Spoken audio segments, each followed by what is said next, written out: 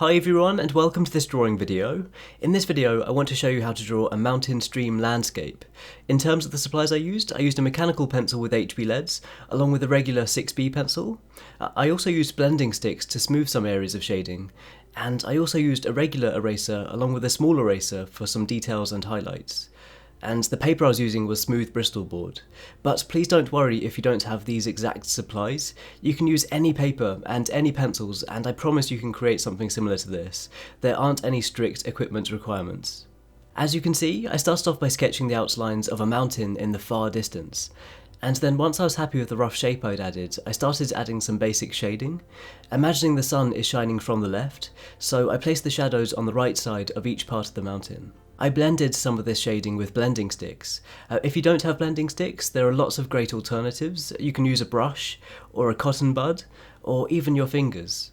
I wanted to sharpen up the details at the top of the mountain, using a sharpened lead for this, and I was adding higher contrast between the shadows and the highlights towards the top, and then I wanted the details to fade downwards. I also added some light shading towards the lower part of the mountain, and this is so that I could tap away at this shading with an eraser to create a layer of cloud.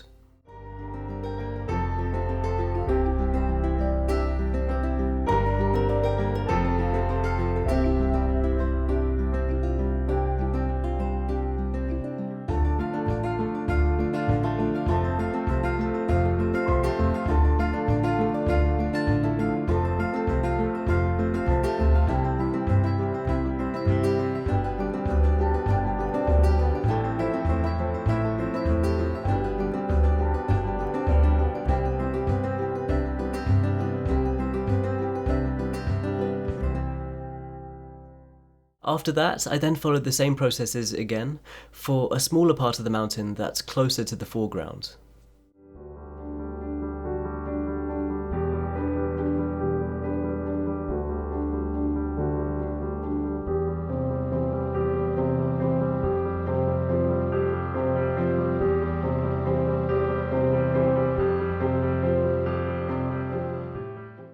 To show up the bright highlighted side of the mountain, I decided to add mid-tone shading to the sky, also making sure to blend this shading with blending sticks. Then I also used the erasers to add a couple of layers of cloud.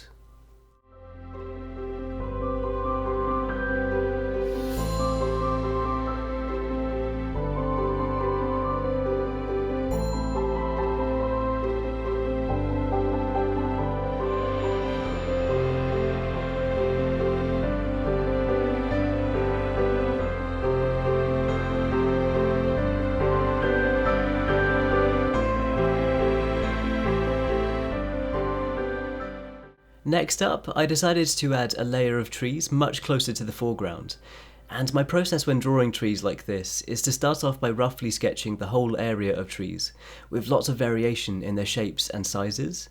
I also blended this shading downwards. Then when I'd added this first layer of detail, I went back over them with the sharp lead of the mechanical pencil, just adding some sharpened individual characteristics to each of the trees. And I didn't want them to look perfect or be perfectly symmetrical on both sides, because trees come in all different and unique and amazing shapes, so approaching this in a relaxed way can really help you with the process, and it can help make your drawing look a lot more natural. Then, once that was completed, I used the eraser again to add a layer of mist in front of the trees.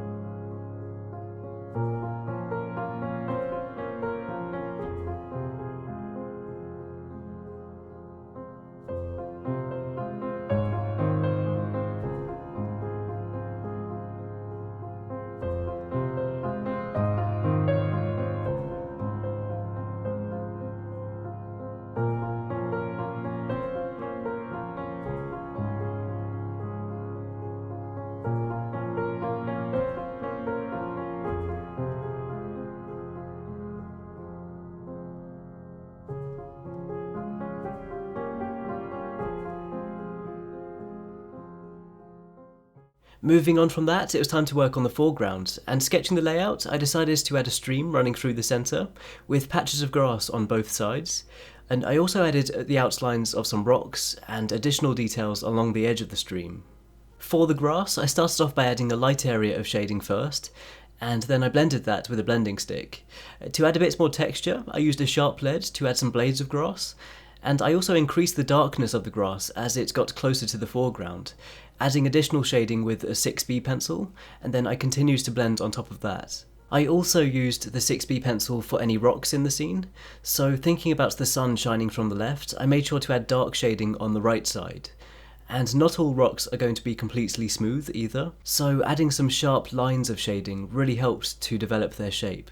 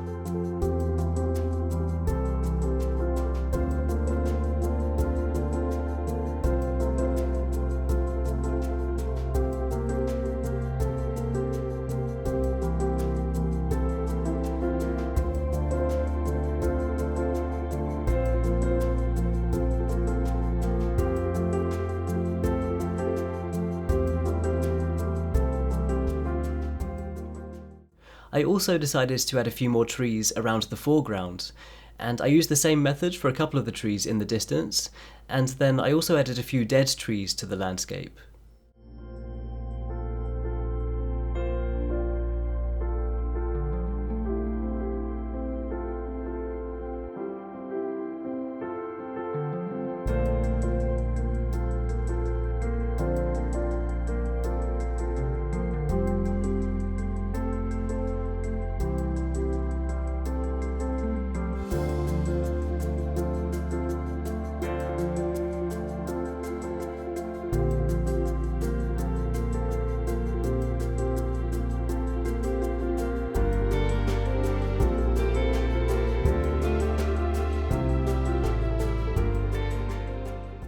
For the stream itself, I began by adding a blended layer of mid-tone shading, and after that I added reflections of the land along the edge of the stream, and the line of trees in the background.